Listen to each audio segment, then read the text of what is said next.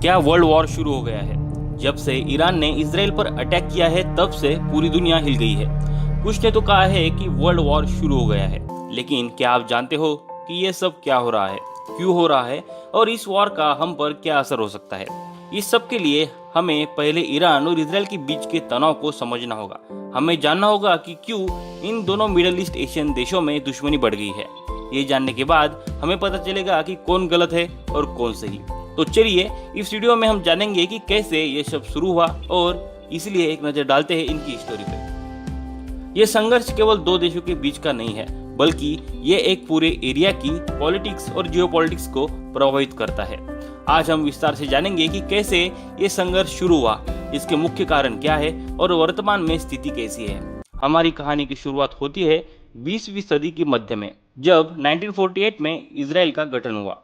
इस समय middle east के कई अरब देशों ने इसराइल को मान्यता नहीं दी थी, लेकिन एक देश ईरान ने इसराइल को मान्यता दी थी और दोनों के बीच अच्छे राजनीतिक संबंध बने थे।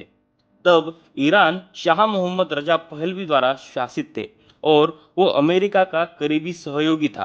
पहलवी के शासन के दौरान ईरान और इसराइल के बीच संबंधों में निकटता थी, लेकिन ये संबंध आम ईरानी लोगों के बीच लोकप्रिय नहीं थे, क्योंकि लोगों को लगता था कि ईरान अपने सेल्फ डिटर्मिनेशन के अधिकार को खो रहा है और पश्चिमी देशों, खासकर अमेरिका के प्रभाव में आ रहा है।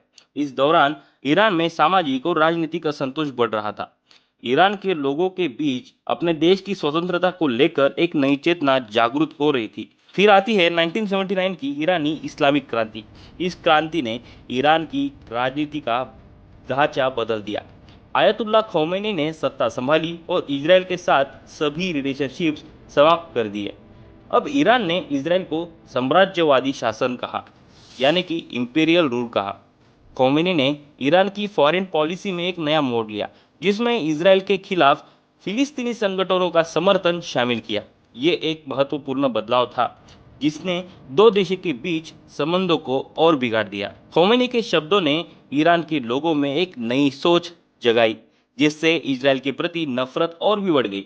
इस क्रांति के बाद ईरान ने अपने शत्रुओं की सूची में इसराइल को प्रमुखता से रखा और इसके बाद हुआ ईरान इराक युद्ध। 1980 में इराक ने ईरान पर आक्रमण किया और इससे ईरान इराक युद्ध शुरू हुआ। इस युद्ध के दौरान इसराइल ने ईरान की मदद की, जबकि पश्चिमी देशों ने इराक का समर्थन किया। ये एक कॉम्प्लेक्स सिचुएशन थी, क्योंकि इसराइल और ईरान दोनों ही अप्रत्यक्ष रूप से एक दूसरे की विरोधी थे। इसराइल ने इराक को कमजोर करने के लिए ईरान को हथियार और तकनीकी सहायता प्रदान की। ये स्थिति ईरान और इसराइल के बीच और तनाव बढ़ाने वाली साबित हुई। इस युद्ध ने लाखों लोगों की जिंदगी प्रभावित की और ये ईरान के लिए एक गंभीर चुनौती बन गई। युद्ध के दौरान दोनों देशों के बीच की स्थिति और भी खराब हो गई। अनेक ईरानी और इराकी सैनिकों ने युद्ध के अनुभव शेयर किए हैं, जिसमें से कई ने यह बताया है कि ये युद्ध सिर्फ एक राजनीतिक संघर्ष नहीं था, बल्कि ये लोगों की जिंदगी पर गहरा असर डालने वाला था। और उसके बाद हुआ हिजबुल्लाह का उदय। 1982 में इसराइल ने लेबनान पर आक्रमण किया। इस दौरान ईरान ने हिजबुल्लाह का गठन किया, जो इसराइल के खिलाफ एक प्रमुख मिलिट्री ऑर्गेनाइजेशन था। हिजबुल्लाह को ईरान से वित्तीय और सैन्य की सहायता प्राप्त हुई। ये इसराइल के लिए एक बड़ा खतरा बन गया। हिजबुल्लाह के साथ इस संबंध ने ईरान को लेबनान में एक मजबूत मिलिट्री प्रेजेंस स्थापित करने में मदद की। ईरान ने हिजबुल्लाह को प्रशिक्षण और संसाधन प्रदान किए, जिससे यह संगठन इसराइल के लिए एक गंभीर खतरा बन गया। इसराइल ने हिजबुल्लाह को रोकने के लिए कई सैन्य ऑपरेशन किए, लेकिन यह संघर्ष एक लंबे समय तक चलने वाला मुद्दा बन गया। हिजबुल्लाह ने इसराइल के साथ कई संघर्षों में महत्वपूर्ण भूमिका निभाई, जिसमें 2006 का लेबनान युद्ध भी शामिल है। 2000 के दशक की शुरुआत में ईरान का न्यूक्लियर प्रोग्राम एक बड़ा मुद्दा बन गया। इसराइल ने कहा कि ईरान का न्यूक्लियर प्रोग्राम उसके अस्तित्व के लिए खतरा है।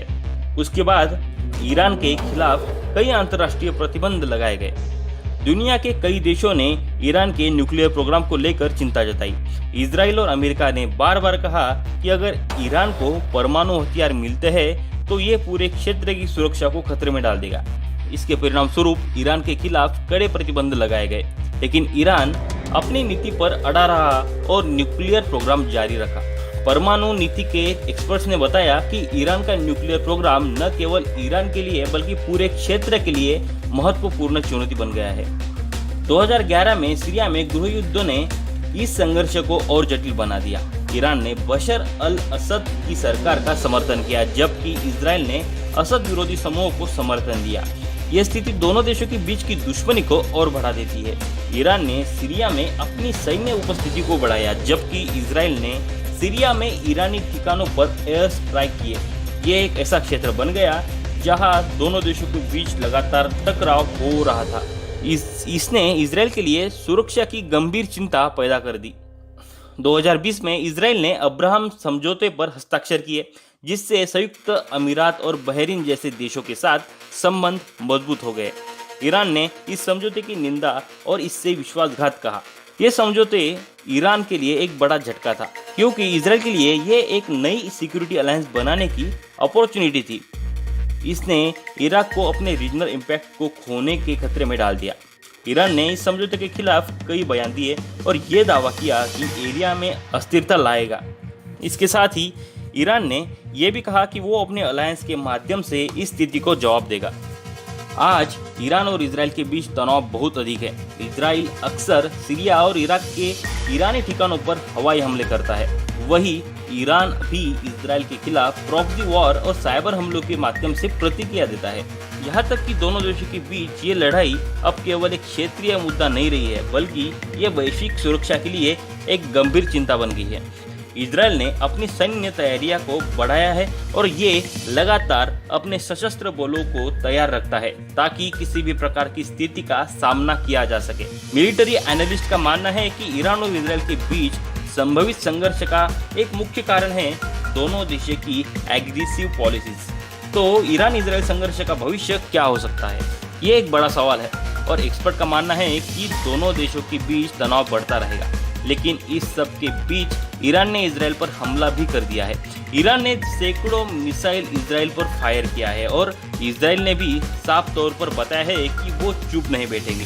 अगर ये वॉर लंबा चलता है तो इस सब का असर हम पर भी पड़ता है, क्योंकि ईरान ने तो साफ तौर पर कहा है कि अगर कुछ हुआ तो वो तेल की प्रोडक्शन को रोक देंगे और इसकी वजह से पूरी दुनिया की इकोनॉमी हिल सकती है। यदि अंतर्राष्ट्रीय समुदाय सक्रिय भूमिका निभाता है तो शायद एक शांति समझौते की संभावना बन सकती है, लेकिन वर्तमान में स्थिति ऐसी दिखती है कि संघर्ष बढ़ता ही रहेगा।